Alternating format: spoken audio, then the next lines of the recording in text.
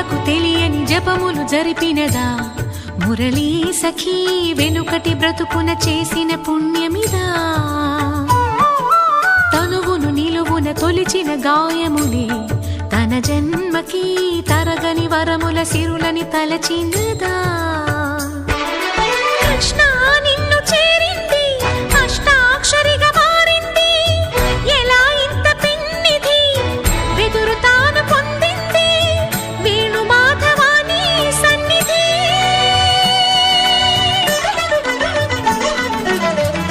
శ్వాసలో చేరితే గాలి